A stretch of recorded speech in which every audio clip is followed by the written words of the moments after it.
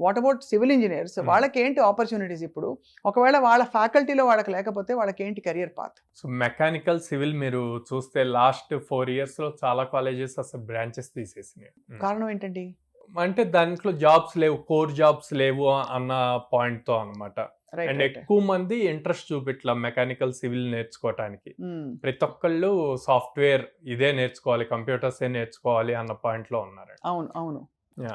అలాగని ఐటీలో మాస్ గా అలా రిక్రూట్మెంట్స్ అయిపోవడం లేదు. అక్కడ లేదు, కూడా లేదు. చూసి సెలెక్టివ్ గానే ఉన్నారు. ఎందుకో ఇదివరకు జరిగాయి 3-4 years బిఫోర్ కోవిడ్ అట్లా మాస్ హైరింగ్ జరిగేది. ఇప్పుడు జరగట్లేదు. ఎందుకు అంటే ఏఐ వచ్చి బేసిక్ జాబ్స్ అన్నిటిని ఆటోమేట్ చేసేసింది. అవును అవును. ఓకే, సో ఆ ప్లేసెస్ లో ఉన్న వాళ్ళందరిని లే ఆఫ్ చేస్తున్నారు.